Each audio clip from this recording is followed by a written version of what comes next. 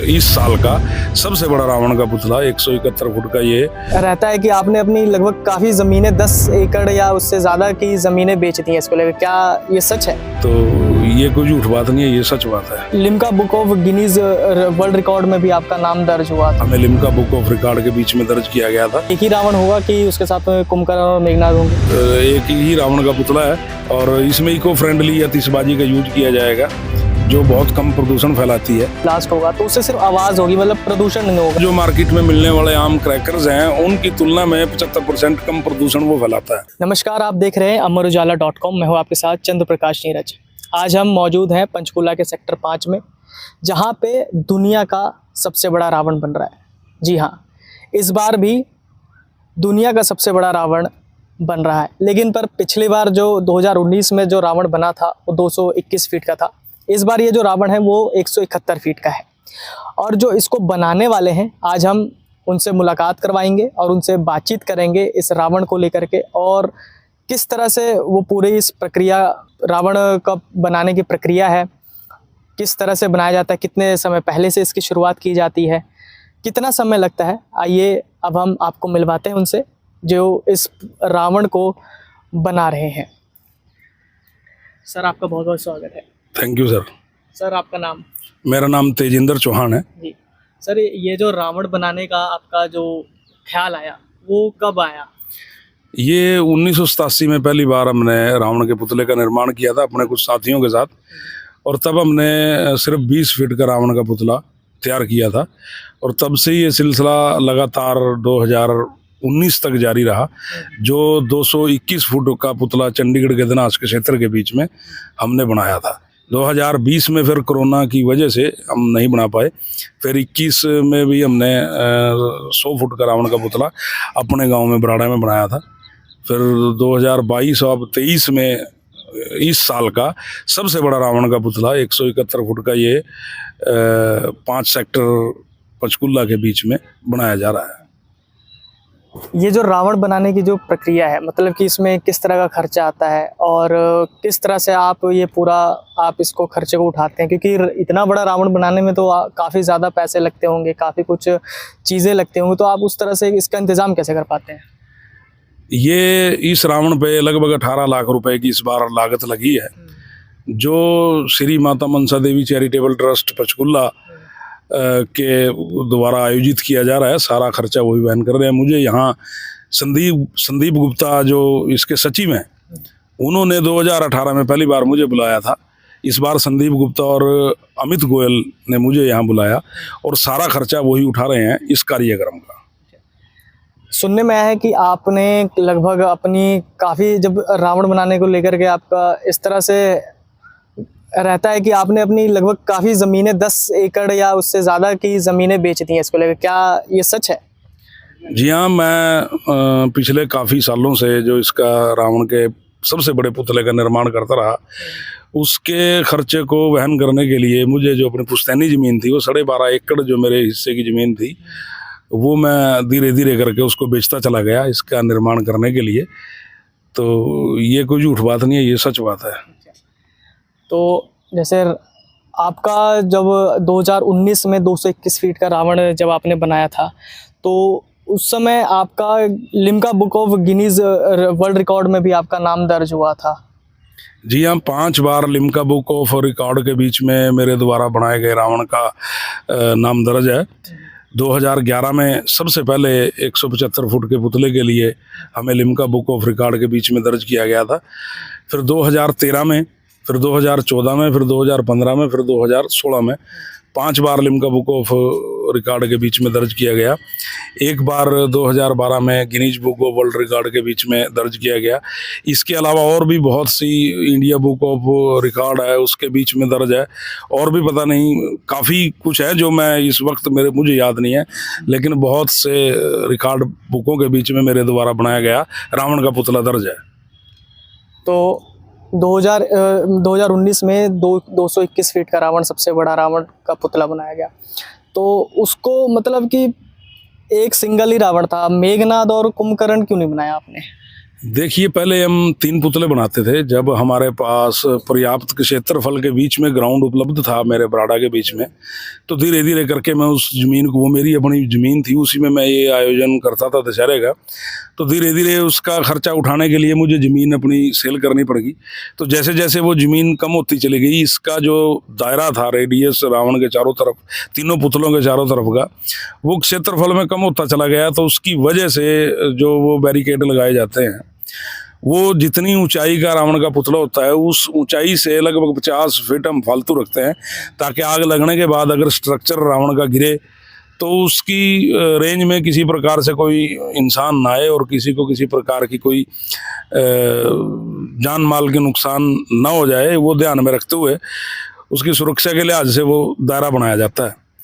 तो प्रॉपर क्षेत्रफल उसके लिए जब नहीं उपलब्ध हुआ, तो हमने यही डिसीजन लिया कि वो कुंभकर्ण और मेघनाथ के पुतले ना बनाए जाएं। अगर साइडों में 2 पुतले और लगा दिए जाएं तो वो उतना ही ज़्यादा बड़ा और क्षेत्रफल में ग्राउंड चाहिए। तो जब यहाँ भी हमने इस 2018 में इस ग्राउंड में रावण बनाने का डिसीजन लिया था, तब ये भी सिर्फ इकलौते रावण के लिए पर्याप्त था। ये अगर 2 पुतले इसके राइट लेफ्ट और खड़े कर दिए जाएं तो ये सुरक्षा के लिहाज से फिर वो उचित नहीं रहेगा। इस वजह से ये एक अकेला रावण का पुतला ही यहाँ पर जलाया गया। और चंडीगढ़ में भी ग्राउंड कम होने की वजह से ही अकेले रावण के पुतले का दहन किया गया। तो इस बार भी एक ही रावण होगा कि उसके साथ में कुंभकर्ण और मेघनाथ होंगे? नहीं, यहाँ कुंभकर्ण और मेघनाथ नहीं होंगे, एक ही रावण का पुतला है। एक पुतले की शायद कमेटी की योजना है, कोई सामाजिक बुराइयों के प्रतीक स्वरूप कोई एक 50-60 फुट का पुतला जलाने की उनकी योजना है, तो शायद एक पुतला और होगा। एक पुतला और होगा। तो जो हमारे पीछे में ये जो रावण का जो स्ट्रक्चर बन करके तैयार है, लगभग इसमें कितने समय लगा इसको तैयार करने में? इसको लगभग 3 महीने का टाइम लगा और 25 आदमियों की मेरी टीम लगी हुई है इसके निर्माण को पूरा करने के लिए। और इसमें इको फ्रेंडली आतिशबाजी का यूज किया जाएगा, जो बहुत कम प्रदूषण फैलाती है, और रिमोट कंट्रोल के द्वारा इसका दहन किया जाएगा। जो मुख्य अतिथि होंगे कमेटी के और राम का किरदार अदा करने वाले जो कलाकार होंगे, वो रिमोट कंट्रोल के बटन के द्वारा इसको स्टेप बाय स्टेप अग्नि के हवाले करेंगे। 15 पॉइंट इसमें रिमोट कंट्रोल के स्थापित किए गए हैं हमारे द्वारा। तो 15 पॉइंट, तो जब बटन दबाया जाएगा तो मतलब एक एक करके जो एक एक पार्ट है वो जलना शुरू हो जाएगा? जी हाँ, बिल्कुल। जैसे पहले बटन को दबाने के बाद जो छतर होगा रावण के मुकुट पे लगा हुआ, वो ब्लास्ट होके उड़ जाएगा। फिर मुकुट में ब्लास्ट होंगे 2, वो मुकुट उड़ जाएगा। फिर चेहरे में ब्लास्ट होंगे, फिर तलवार में ब्लास्ट होगा, फिर ढाल में, फिर उसकी नाभि में, फिर जहाँ रावण के चरण होंगे वहाँ से वो फिर अग्नि का सिस्टम उसमें लगाया हुआ है। जो इसमें जो होगा ब्लास्ट होगा तो उससे सिर्फ आवाज़ होगी, मतलब प्रदूषण नहीं होगा, जो एक तरह से होता है ना कि इको फ्रेंडली में तो या तो ब्लास्ट होगा कि धुआं वगैरह भी इसमें देखने को मिलेगा? नहीं, देखिए, वो जो मार्केट में मिलने वाले आम क्रैकर्स हैं उनकी तुलना में 75% कम प्रदूषण वो फैलाता है। अच्छा। जिस चीज़ में आग लगती है उसमें स्वाभाविक है प्रदूषण होना, लेकिन जो ये आम रूटीन में जो बारूद आता है मार्केट में, ये बहुत ज़्यादा प्रदूषण फैलाता है। लेकिन जब से साइंटिस्टों ने इको फ्रेंडली क्रैकर्स का, ग्रीन क्रैकर्स का आविष्कार किया है, तब से वो प्रदूषण बहुत कम मात्रा में फैलाता है। अब जिस चीज़ में आग लगेगी वो थोड़ा स्वाभाविक है उसमें प्रदूषण होना, लेकिन रावण का जो दहन है वो तकरीबन 15 मिनट का खेल है वो।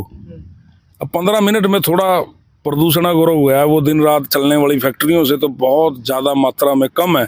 ये अपने अपने नज़रिए पे डिपेंड है कि एक हमारी हज़ारों साल पुरानी संस्कृति का हम वहन करने के लिए, निर्वाह करने के लिए एक कार्यक्रम का आयोजित कर रहे हैं। अगर उससे कुछ क्षण मात्र के लिए कोई प्रदूषण अगर फैलता भी है तो वो बर्दाश्त कर लेना चाहिए। मेरा तो मानना ये है। मतलब कि एक तरह से इको फ्रेंडली ही कह सकते हैं कि ये रावण दहन होगा। तो इस बार जैसे 24 अक्टूबर को दशहरा है, तो उस दिन तो काफ़ी मतलब कि भीड़ वगैरह होगी, और इसको लेकर के सुरक्षा के इंतज़ाम किस तरह से होंगे?